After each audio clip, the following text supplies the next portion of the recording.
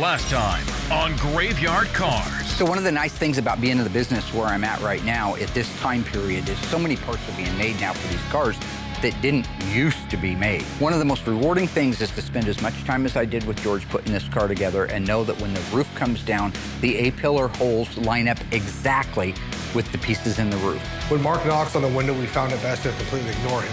This station will remain on the air. On this episode. This is the car that we weighed against the Hellcat a couple seasons ago. There are a lot of intricacies inside there. So to be able to work on the Daytona is a dream come true. This car will be one of the most heartwarming stories we've ever told at Graveyard Carz. They're coming to get you, Barbara. In Springfield, Oregon, dead Mopar muscle cars are coming back to life.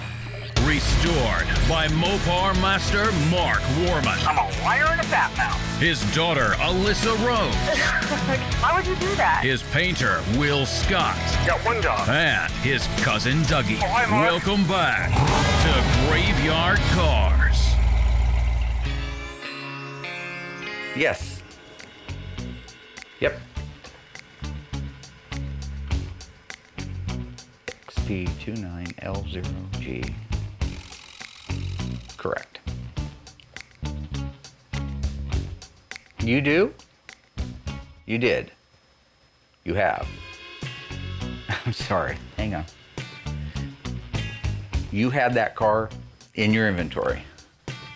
So as everyone is well aware, I have been looking for my old original high school Dodge Charger for many years. Since I traded it in the late 70s, I've regretted it ever since. So I have put multiple posts on our Facebook page. I have taken out classified ads. I have given the word to everybody, including the Dodge Charger registry, to please keep an eye out for this car of mine. Recently, I decided that I would just hire a private investigator because I had a lead down in the Texas area, and that's what brings us to where we are today. So the salvage yard in San Antonio, Texas, which was just down the road from where the guy I talked to that had the car lived, did have that car in their inventory in 05. The records have been purged. They don't even have hard files more than 7 years ago. That's all they're required to keep, she was saying. But she says they're pack rats. So she's gonna go out to the old files in the old trailer, storage trailer out there, and look and see if she can find out if they sold it as a complete unit or what happened to it. But that's the closest we've been right there to finding the ice tray, the ice man, the ice pick, ice shavings, ice tropics. I see you, you see me. That's it, I'm on standby.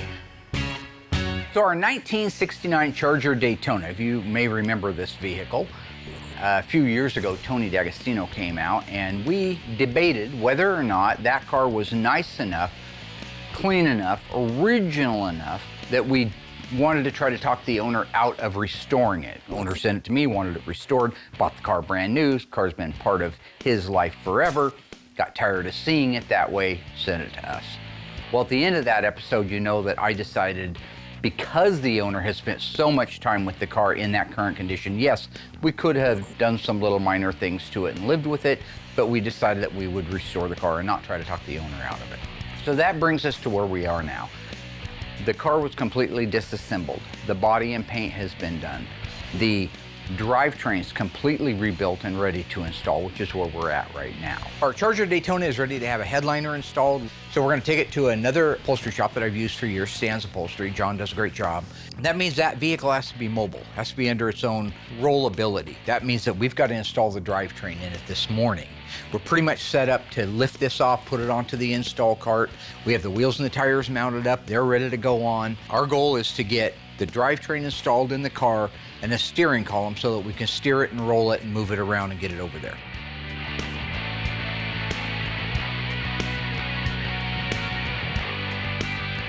Now, when you're talking about the drivetrain for a Charger Daytona, there's nothing unique about this drivetrain because it's going in an XX29 NASCAR, okay? It's the exact same drivetrain that a 69 Dodge Charger RT would have. However, that car was optioned because the Charger Daytona started life as a Charger RT, plucked off the assembly line and converted over to a Daytona. So our drivetrain, engine, transmission, the things that go on the engine, the things that go on the transmission, the drive shaft, the rear axle assembly, front suspension, and K-member, they are all 1969 Dodge Charger RT. Nothing unique that makes them NASCAR. You need to go a hair back to the driver's side. Yours or ours? Which driver's side? The real driver's side this time. Okay. Right there. Originally now on this car, I thought, because I didn't read my notes very carefully from my original conversation with the owner, back when you see us do the review of the car and the inventorying of it and the decision making, I thought that it was a numbers matching car. It's not. The transmission is original, but the original 440 HP was destroyed early on in the car's life, and so the owner put a 72 440 in it. So when it came to us, it had a 72 440 HP in it. We have since taken all of that out, located him a correct date-coded E440 HP engine, and built it and dressed it out exactly the way that a Charger Daytona should look if you're doing it OEM correct. So they're putting the K-member bolts in right now. That fastens the K-member to the frame rails. And one of the things you want to do, which they did, is to make sure those thread holes are clean. So they run a chase through, a thread chaser. They grease the bolt so it goes in real nice and easy. When they're done tightening that down, they'll put the cross member in the transmission that holds it to the torsion bar cross member. At that point, we can raise the car up and start marrying all the stuff together, like the control arms, upper control arms, put the torsion bars in, stuff like that. You know, one of the things I get asked a lot is, what would have been the right answer from a financial standpoint on restoring a car or not restoring it? Because you hear the word survivor a lot.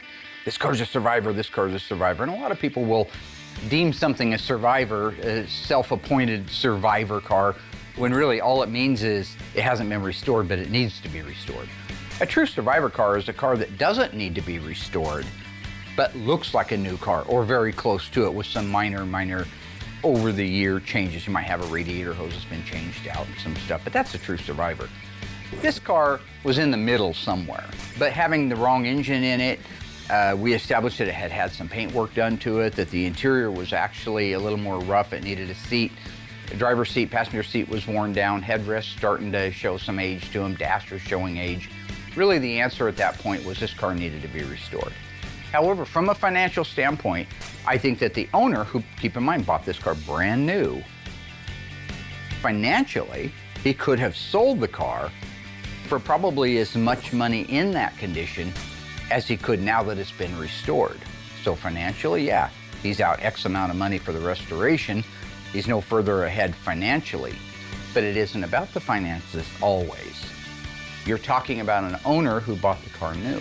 Talking about an owner who spent his entire life with the car. The car is worth more emotionally. And the fact is, he's seen it in that condition for so many years. He's seen it with the worn paint. He's seen it with the worn wheels and tires. He's seen it with the worn interior. He wants it new again. So how do you put a price on that? It's like the old commercial. It's priceless. He needs to see the car new. That's what we do. Not at all. I do stuff like that.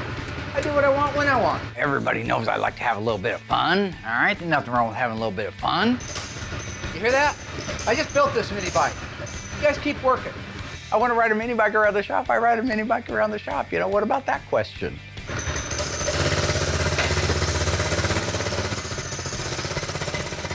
For me, the funnest thing I was able to do was talk with the owner a while back and say, what do you want to do on these ridiculous meats that you put on this car?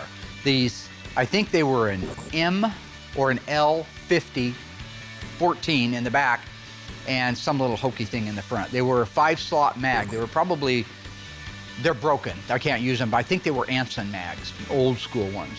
But he said, if somebody's making them and you can get me a polished aluminum 5-slot, you can go with the widest tire you'd like. So I made the decision to go with the American Racing 5-slot wheel, 15.8 in the back, 15.7 in the front, and the back's gonna get a 275/60 R15. I just wanted to point out how these are my favorite tires right here. Oh yeah. BF Goodrich Radial TA. Yep. My favorite tires. The ones your daddy bought you when you were a kid. Yep. I bought Okay, them. you wanna go pop those out real quick? So the guys did a great job installing the drivetrain. Like I say, we've done quite a few of these, so it's not a big deal. So right now, The car has the drivetrain installed, the wheels and tires are on it. Justin will put the steering column in it just so we can steer it. It needs to steer. It doesn't need to brake, it needs to steer and roll. Because like I said, we have to take it over and replace it with the Super Bee that's at Stan's upholstery right now. So it gets the headliner put in, it comes back over here, and we're ready to do the final assembly.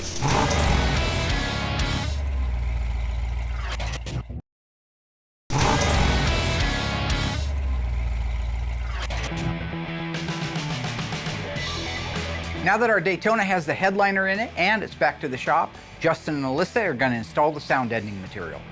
This is the car that we weighed against the Hellcat a couple seasons ago. I remember seeing that before I even started working here. So that's kind of cool And now to you're be working on this car. Yeah. That's full circle. That's crazy. Right. Oh, yeah. So when you watched that episode, do you remember how Tony didn't want to restore this car because it was an all-original Survivor car? Yeah, Tony wanted this completely original, not restored. And my dad wanted to butcher it. Yeah. Well, not really, but Yeah. I think it was a good choice to go ahead and restore this car just because it has the original owner. So the owner was used to seeing it in that condition, and they really wanted to see it brand new again.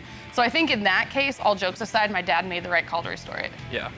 Now, when you're talking about these old cars, our 69 Charger Daytona, there's a lot of sheet metal there. It's a lot of double skin sheet metal. So in the situation of a door, you got the outer skin, plus you have the inner reinforcement. Those tend to resonate when you get a good vibration, a good harmonic going in the car. You add that door and the right-hand door and then the floor that has areas that can resonate, and it's all just magnifying the sound from outside the car. That's why we're doing the sound deadener now. Number one, it was requested by the owner, so keep that in mind. Yes, it's not OEM, but this makes a car so much better driver. When you add that stuff to the doors, the insides of the doors, the insides of the quarters, the main floor, the under seat pan, you can put the sound deadener everywhere in the car, in my opinion, except where you see it. So you wouldn't want it on the insides of the quarter panels, that's fine. You wouldn't want it on the wheelhouses where you can see it. But if it's hidden, put it on there. In this case, we've got Justin and Alyssa working together, who have really become a sharp team. So maybe I can just get Alyssa out here to help me with all of them. No, I don't mind helping. Too far? Too far? No, I can help. I'll help. No problem. It's really a pretty easy job, so it was a great thing for me to jump back into the assembly room and do, and work with Justin too, because we've never worked together. So it's really fun to work with someone who also has similar interests. You also have young kids. Yeah, everything went smooth. Alyssa did an amazing job. She just kind of mimicked what I did on the other side. So couldn't ask for a better partner to help out with this.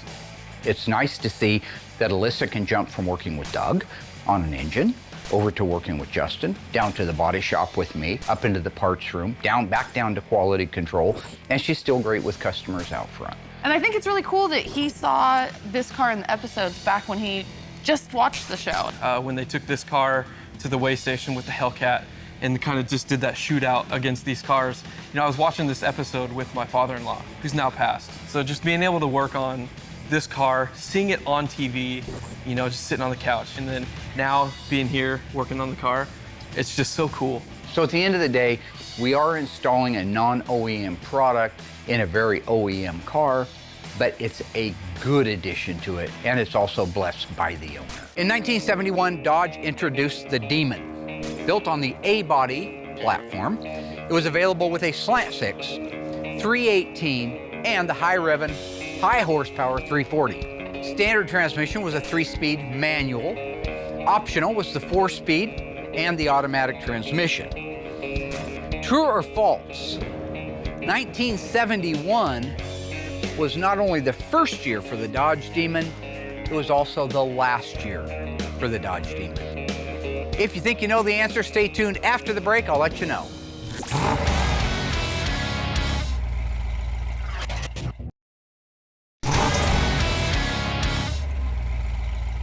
Welcome back, my ghoulish friends.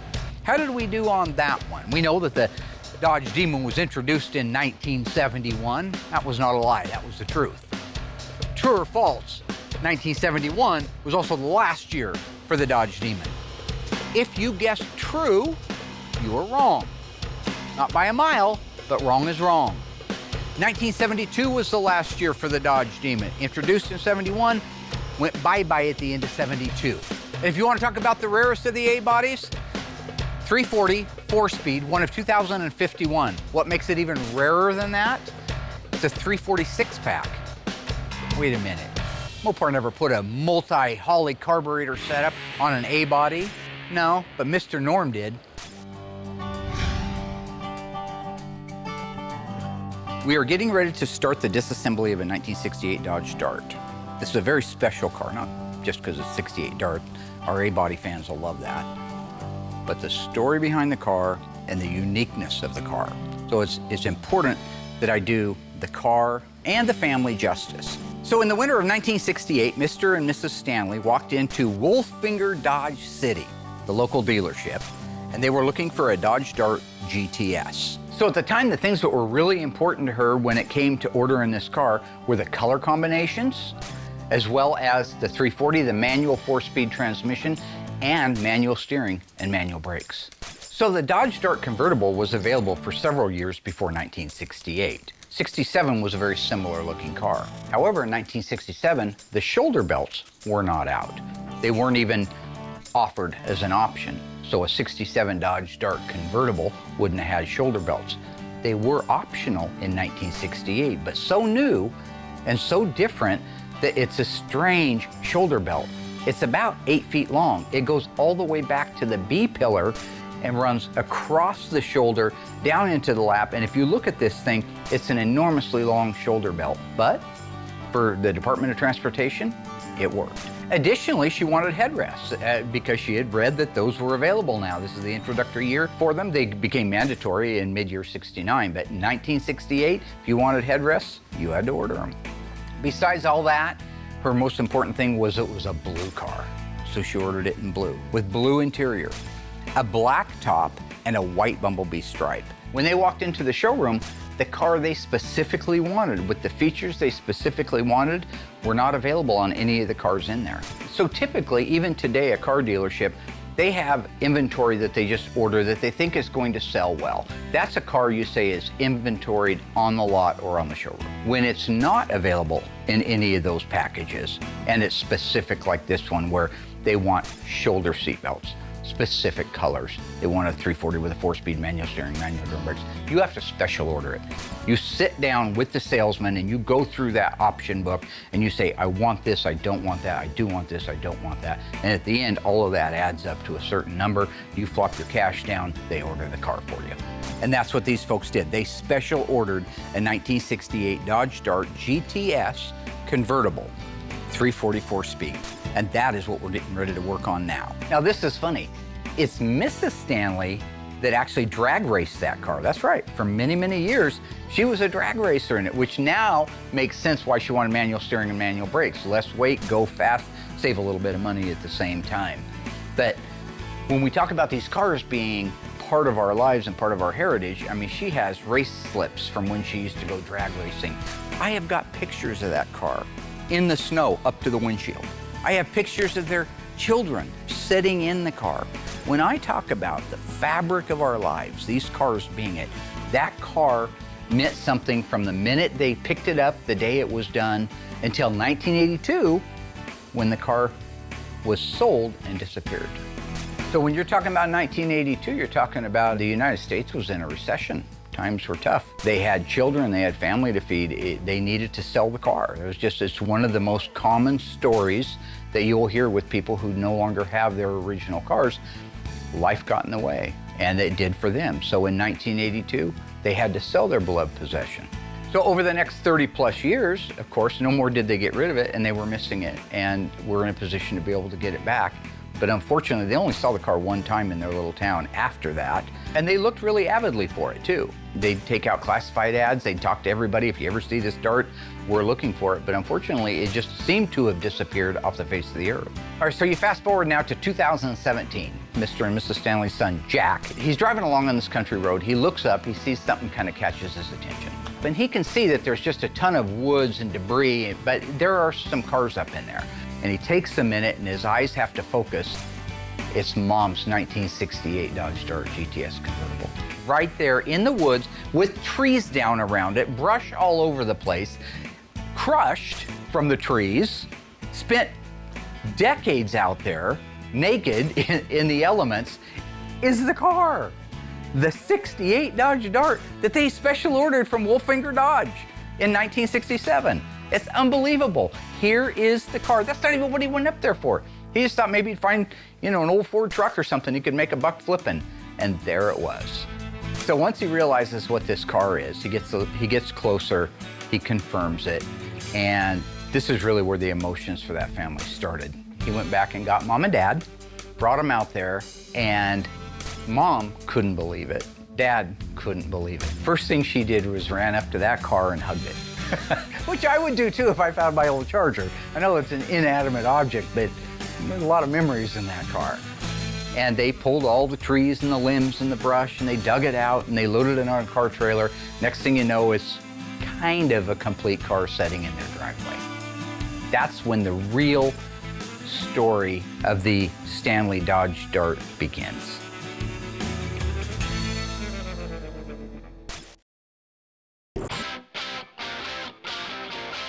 So finally, with all the body and paint work done on our '69 Charger Daytona, we can move the nose cone in for disassembly. Justin's going to begin with a teardown, restore all the parts, and then reassemble it. When you're talking about these nose cones for the Superbird and for the Daytona Charger, there are a lot of intricacies inside there. I got that seal out of the way, and what I'm going to start doing is taking pictures all the way down here and all this top filler plate. When I go to reassemble this whole nose cone, I know exactly where things were placed and how they were and what bolts were actually used. What's cool about Justin working on this one is he grew up with his dad building aftermarket nose cones and wings for these cars. He's been very exposed to the replica or tribute world. There we go, we got the filler plate off. I think I was probably born in a Daytona. So to be able to work on the Daytona is a dream come true. Being born into a family that has been building these type of cars, you grow up around them and you begin to have that just undying appreciation for it. I grew up around these cars, go to car shows with my dad. If he needed help, polishing the car, that's the first thing I would do. I'd grab a rag, I'd grab the spray, start polishing, cleaning wheels. Anytime I ever could, I'd just be out there with my dad when he was building his Daytonas, handing him screwdrivers, wrenches. And now I have my son. When he gets old enough, teach him all the same things that my dad taught me. And it's just very special. So now when it comes to the disassembly, he can see everything that the factory did.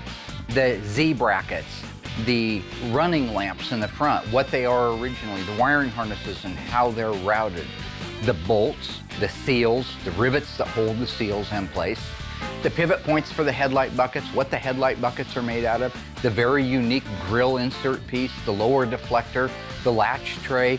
This is an awesome opportunity for him to take his time, photograph and inventory everything that's in there so that we can put it back exactly the way the manufacturer did back in the day. In 1968, Mr. and Mrs. Stanley walked into their local Dodge dealer and ordered this car. So the reason we're talking about this car right now is we're about to start the restoration. And it's one of the toughest cars we've ever done. It's also one of the rarest. So 1968 was the introductory year for the Scat Pack. That was Dodge's way of saying we're all in on this horsepower thing. We came up with a cool little group called the Scat Pack, and the Dodge Dart was one of those. This was revolutionary. This was saying we're all in, our hat's in the ring, we are building muscle cars, and if you're part of the Scat Pack, you're cool because you got a fast car. And so that really resonated with a lot of people, regardless of the number of colors, regardless of if it had power steering, power brakes, whatever it is. The fact that it's a 68 Dodge Dart GTS 344 speed make it one of only 44. So let's just talk about how cool the car is on its own merit. So in 1968, the Dodge Dart GTS was standard with the 340 and optional with the 383 big block in an A-body. This is really cool. They actually did it in 67, carried it into 68 when they made the GTS. Now, if you wanted a Hemi in one of those cars, first off, you had to be approved by Chrysler to get one. Chrysler only built 80 of these. They are a factory super stock Dart. We got to go out and put one through the tests at Brett Torino's place down in Las Vegas. He had a 68 real live super stock Dart. These cars had a 426 Hemi with the cross ram dual 4 intake manifold. If you look at the street Hemi, which is what we work on here all the time, the carburetors, one in the front, one in the back. It's called an inline dual 4. If you go back to 1965, they had the cross ram race Hemi. They were staggered like this. That complete setup actually went into hibernation until 1968 and brought back out for the 68 Superstock Dart Barracuda. There were no window regulators. They didn't roll up and down. They wanted to save the weight, so they just used a strap in there to hold the window down or to hold it up. Additionally, the hood and the fenders were made of fiberglass. But I got to start with the first thing, which is inventory in the car and its condition and validating it. That's what we're going to do now.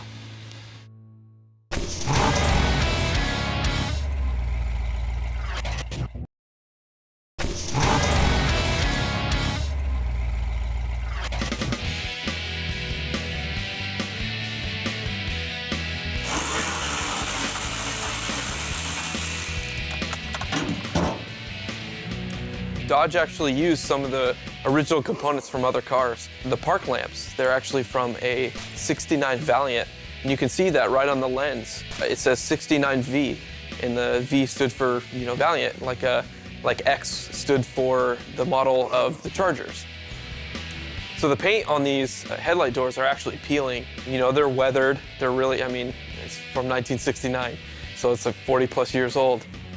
If overspray got somewhere, it is what it is. They left it. One of the neat things about the Daytona is it is very original. If you look at the, I think it was the left-hand headlight bucket, it still had the part number stamped on the side of it.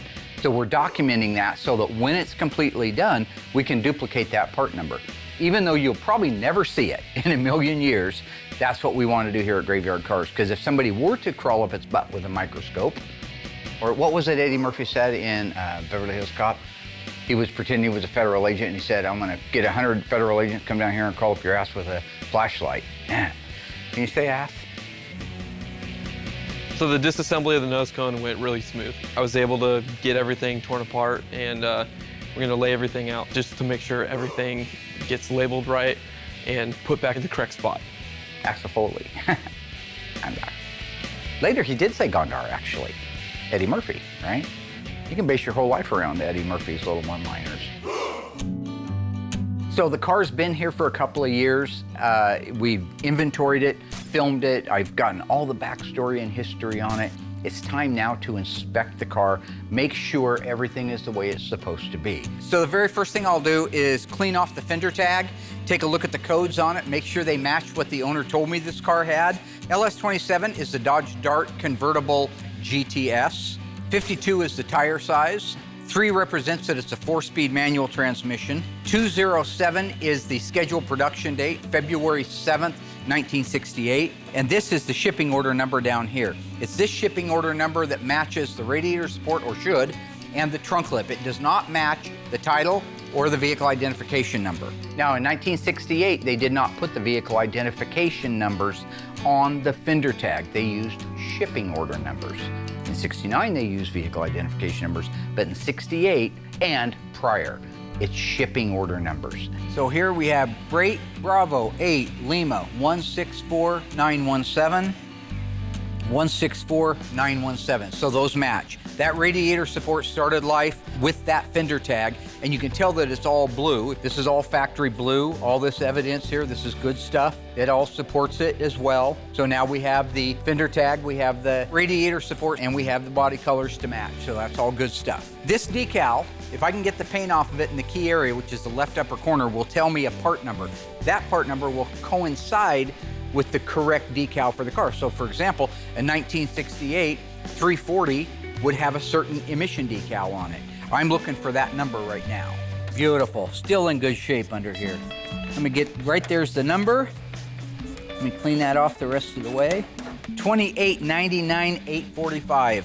That is the part number for an emission label for a 1968 340 4-barrel engine. So remember, Chrysler put 2 hidden body numbers on most of their cars. On the Dodge Dart, as on most of them except for the E-body, they put the last 8 characters of the shipping order number stamped into the trunk lip underneath here, which is where the weather strip goes. So I gotta clean that off. Looks like they've already sanded on this before, and there it is. Bravo 8164917. So this trunk lip, which is blue, QQ1 blue, which matches the original paint quarters, which matches the original paint firewall, which matches the fender tag and the upper cowl panel and the upper radiator support, all tell me this car is a real live 1968 Dodge Dart GTS 340 4-speed. Now, some of the other cool detailing points that we want to get. Here you can see the remnants of what's left of the bumblebee stripe. You'll see how it's cut down here, right where they cut them at the factory. They didn't let them hang all the way over. If you buy your graphics, like we get ours from Phoenix Graphics, they come a little long. You have to figure out where you're going to cut them. We always try to cut them exactly where the factory did if we have evidence of it. Well, now we have evidence of it. Here you can see the original white stripe. As it fades out, starts to show the original primer underneath it. Little signs of the adhesive still left on there. That bumblebee also started life on this car. So here you can see the entire trunk floor is completely rotted out. Everything. Go over here, there's nothing left. Little piece of the extension right there, holes in the floor, holes in the rear body panel. Up there, the under seat pan that goes all the way under the seat and back to the trunk's completely gone, just rotted out through there. All that's garbage. Trunk lip, the gutter, completely rotted out. If you look around there and all the way over to the other side, it's all rotted out. So that won't be usable, but this piece will be usable.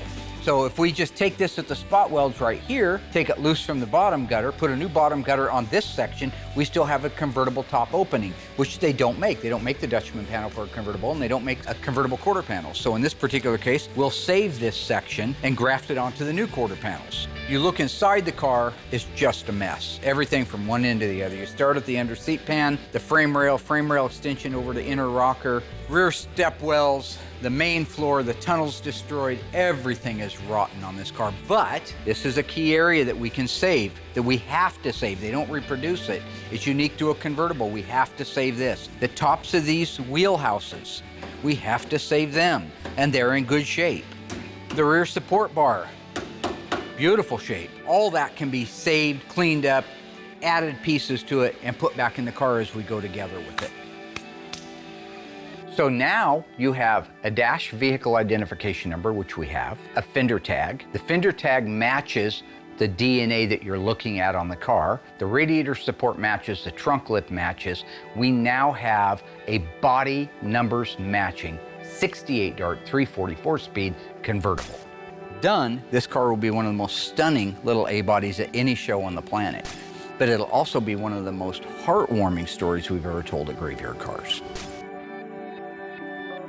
The 1971 Dodge Demon was certainly a cool car, especially one like this, a 340 and a 4-speed, Hemi orange. I mean, that's just about the neatest A-body made.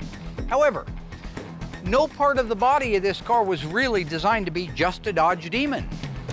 The quarter panels, in fact, the entire body shell back, including the roof, is a Plymouth Duster.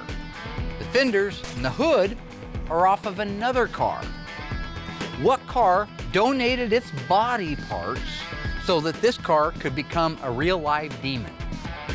Was it Coronet, Charger, Challenger?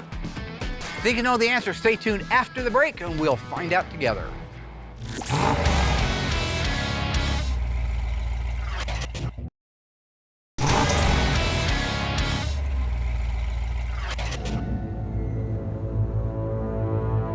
So you're telling us Mark is just a mannequin, you've been controlling him the whole time, and you've been faking blindness. Actually, that makes sense. Dougie's never been blind. I don't know why I didn't pick up on that sooner. You got me. I planned this entire dinner party. I designed a dummy Mark. Wait, so the dead butler in the kitchen? Yes, I designed that one too. And I spent months modifying and booby-trapping this mansion. Of course, I didn't do it all on my own. I had help from 2 of Mark's most trusted employees. No, Will? How could you? Hey, this wasn't my choice. I was blackmailed. He said he'd expose me for being the number 2 painter. But according to my Instagram, _1_painter, I'm the number 1 painter. Okay, I admit it. It's been me, George, this whole time. We built the mannequins and installed the bars. I came in disguise so I wouldn't be found out. Dude, you're an idiot. I told you you weren't fooling anybody. Let me tell you something, fella. You just made a huge mistake confessing all this to a well-known private investigator and his partner. Murder, identity theft, blackmail. You're going away for a long time. Tony, have Mr. Oldham unlock the door as he will be escorting us to the nearest police station. I don't think I'll do that, Stan. What's this all about?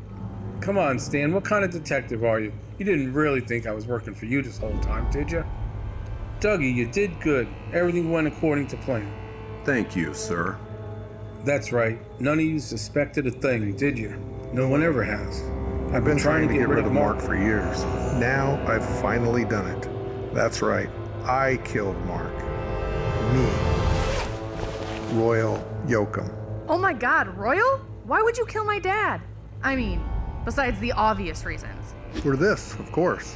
My dad's Mopar award that he was given at SEMA? Why would you even want that? It's a freaking paperweight. Oh, is it?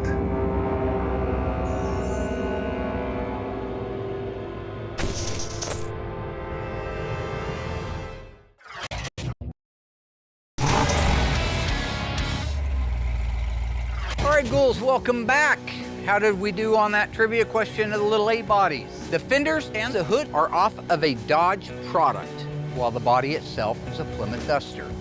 What Dodge product donated its fenders and hood for this car to come to life? Was it Coronet, Charger, Challenger? If you guessed Coronet, well, frankly, if you guessed Coronet, Charger, or Challenger, you're wrong all the way around. That is a trick question. It's actually a Dodge Dart, the only other A-body that would be available that would fit on this platform. We have a Plymouth Duster body dressed with Dodge Dart fenders and hood. And grill too, if you want to get technical. Okay, so tomorrow, our 1971 Plymouth Cuda 340 3-speed, one of 13. 8 ever built, leaves to go home finally. Next time you should let me know. You should do your research. Just saying. Our 1971 Inviolate Cuda Convertible 340 3-speed was done last season. Number one, we're in Oregon, so just because a car is done and we can show it inside, you'll notice if you go back to the footage, we weren't out driving it around because it was a monsoon outside. While the rain and the sleet and the hail was going on here in the winter at Graveyard Carz, Alyssa's job is to QC everything. Just because we say it's done on TV doesn't necessarily mean it's ready to be shipped to the customer. Alyssa and I were able to take the car out and go for a really nice road test. Her job has been to make sure that, down to every conceivable detail, that the car is right cosmetically and to the best of her ability, mechanically. Car feels good. Everything feels right about it. I like it. How the brakes feel good? It's a manual clutch? drum brake. They're tough. You really got to press on those things. But you have to road test these cars. They have to be out on the road. You got to go over railroad tracks. You got to go weave in and out of the shoulder to hear squeaks and rattles and bumps. You got to go over speed bumps. You got to hear things. You got to make sure that the car is really ready to hand back to the owner. That's what we're doing now. It's fun for me to be able to drive around with my daughter in a 1 of 8 car and let her experience some of the things, the feel of a car. She hasn't got to drive a convertible by herself yet. I ain't never gonna die.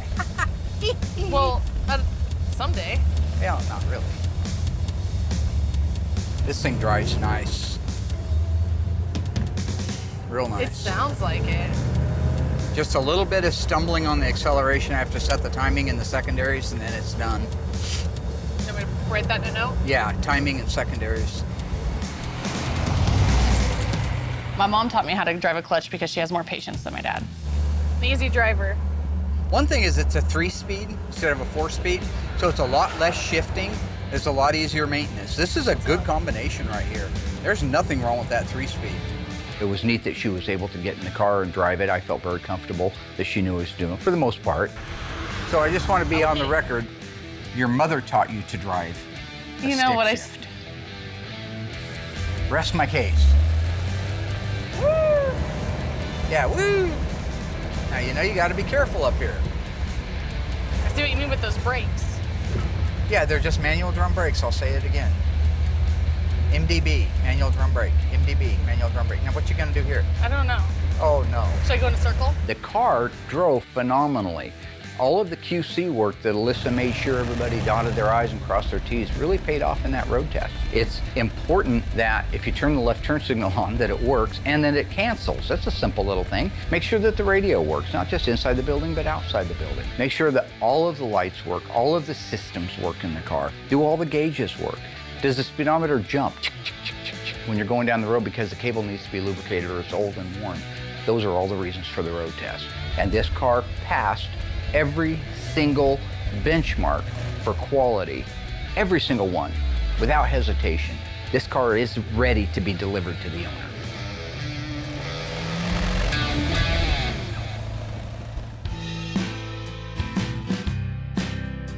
So with the Daytona's nose cone torn apart, labeled and everything, organized, I can actually go get the wing, bring that in, and take that apart. It's gonna be quick, 2 bolts, and it's done.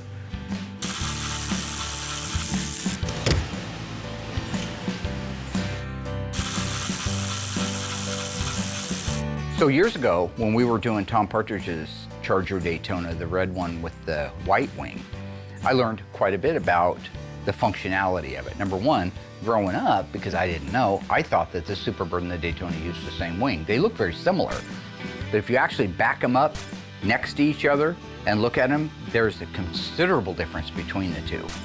But the one thing that isn't different about it is how it functions. All they did was the top plane that goes across it. If you look at it from the side, you'll see that it has this shape to it, kind of a half round moon shape, and the top is flat. That's the same principle as an airplane wing, except because they want downforce on the car, they flip it over. So on a Daytona Charger, that little shape right there is on the bottom and the top is flat. If you wanted it to lift up, you just flip it over and it would cause it to lift up at high speeds. So that's kind of a cool thing. But the Daytona wing is made out of a cast aluminum, all 3 pieces. It uses a hex-headed bolt on each side, and it is adjustable. So in a real NASCAR, you'd want to adjust that around there based on, you go around the track a few times and maybe it's a little soft in the back and it's starting to slide out. You would adjust it for more or less down pressure. It's really a cool functional piece. Now that we have the nose cone completely disassembled and inventoried, photographed, as well as the wing, we can move it into the rest of the shop for restoration work. I am so glad that everybody gets to ride along real time for this. I mean, granted, this is going to air a few weeks after it's happened, but I am on standby to find out, confirm that this company, this wrecking yard down in Texas, did have my old car and where it went. So I'm completely thrilled to be doing this and sharing it with all of my beloved ghouls out there in Graveyard Land. Hello there. Yep. Okay, lay it on me. What'd you find out? Okay.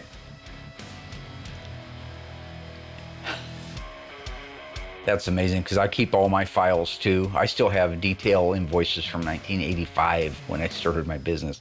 I know you don't have to, but it's kind of cool. I figure someday I'll be old and gray and it'd be fun to go back and look through some of that, see where you were when you were 25 and 35. And yeah, so I'm sorry, I'm just a little bit excited. Okay. What's that mean?